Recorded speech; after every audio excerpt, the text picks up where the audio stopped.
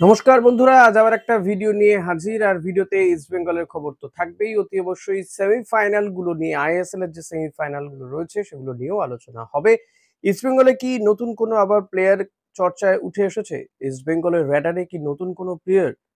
সেটা নিয়েও আলোচনা করব। তাই অতি অবশ্যই আপনাদেরকে বলবো, ভিডিওটা ভালো লাগলে লাইক কমেন্ট শেয়ার করবেন, চ্যানেলে নতুন হলে সাবস্ক্রাইব করে নিতে ভুলবেন না, বেল বাটনটা প্রেস করবেন ফর নোটিফিকেশন। আপনি মেম্বারশিপ নিতে পারেন জয়েন বাটন প্রেস করে।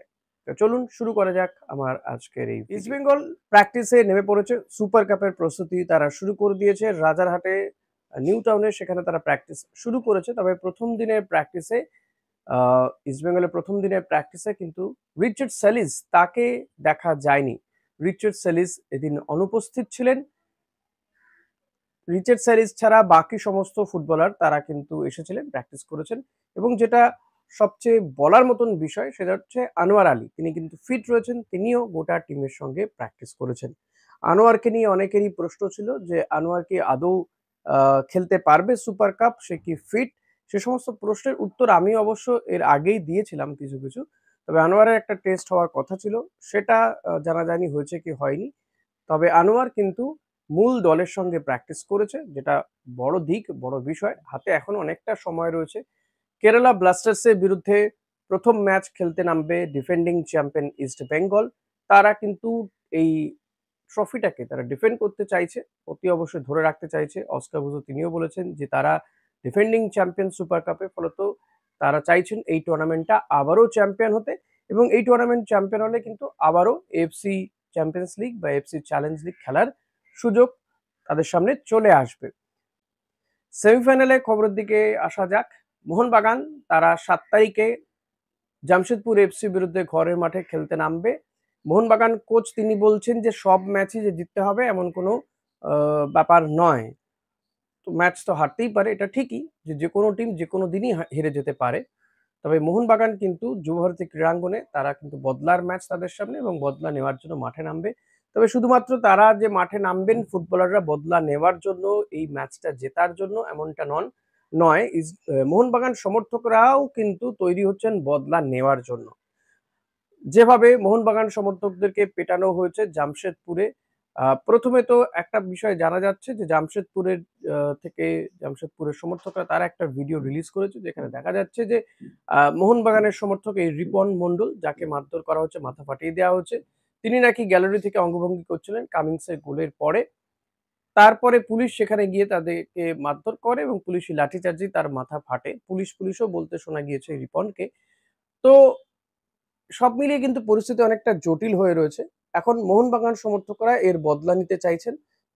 প্রাক্তন ফুটবলাররা কিন্তু বলেছেন যে বদলা যদি নিতেই হয় সেটা মাঠে নেওয়া হোক, মাঠে জামশেদপুরকে হারানো হোক, বদলা নেওয়া হোক। এভাবে বদলার মানে রক্তের পরিবর্তে রক্ত বা মারপিট, এটা কোনো সমস্যার সমাধান হতে পারে না। এটা আমিও কিন্তু মোহনবাগান সমর্থকদের কাছে রিকোয়েস্ট করেছিলাম।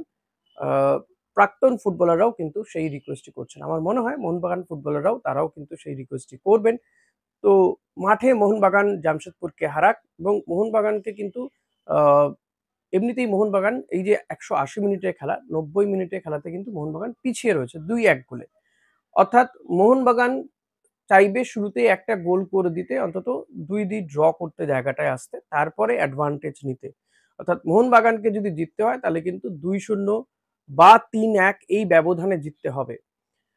এখন দেখা যাক সেটা মোহনবাগান কিভাবে কি করে। নিঃসন্দেহে তারা বড় দল।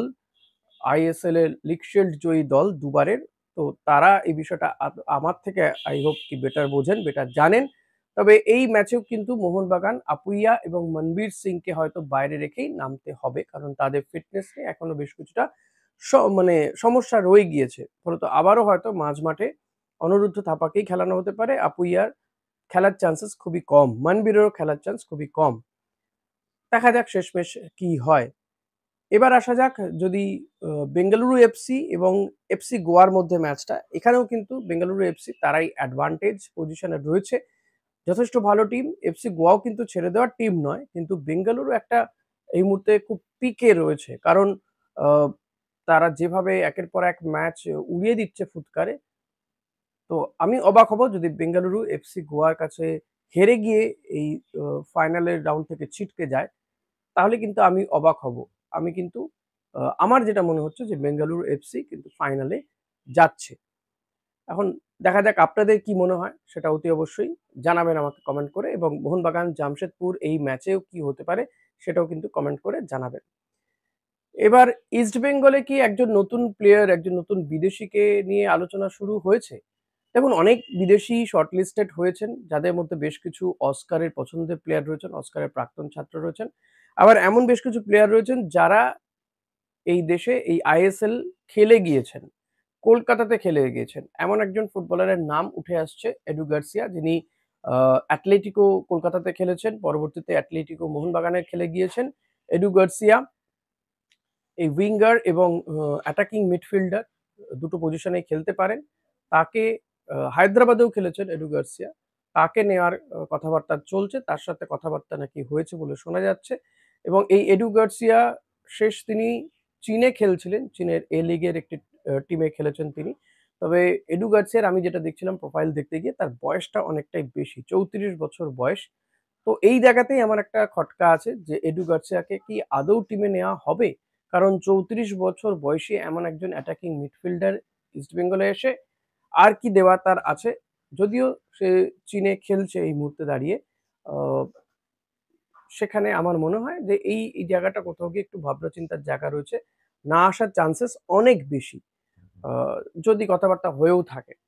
এখন দেখুন, অনেকেই তো অনেক কথা বলে। আমি বলব যে এই সমস্ত কিছু কিন্তু আলোচনা হচ্ছে, সম্ভাবনা হচ্ছে। কারো সাথে হয়তো কথাবার্তা হয়েছে। কিছু ইনফরমেশন এদিক ওদিক থেকে বেরিয়ে আসছে। তো সেটা নিয়ে কনফার্ম এখনই কিন্তু কিছু বলা যাবে না। হ্যাঁ, ট্রান্সফার মার্কেট নিয়ে আলোচনা তো চলতেই পারে। সেই আলোচনাই চলছে। এখন দেখা যাক এডু গার্সিয়া আসে নাকি অস্কারের যারা পুরনো ছাত্র তাদেরকেই অস্কার নিয়ে আসেন এই ইস্ট বেঙ্গলে পরের সিজনে খেলার জন্য, সেটার দিকে একটু নজর রাখতে হবে।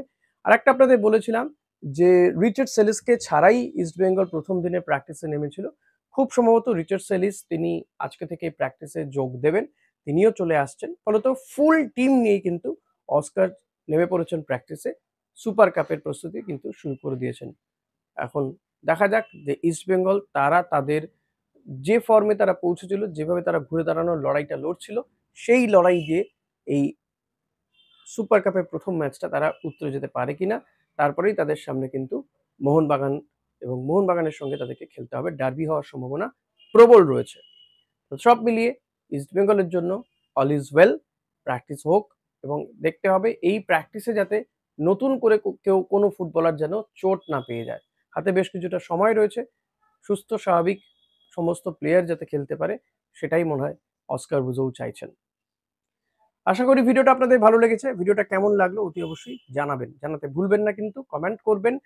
আর চ্যানেলে নতুন হলে সাবস্ক্রাইব করে নেবেন, বেল বাটন প্রেস করবেন, জয়েন করতে হলে মেম্বারশিপ নিয়ে নেবেন।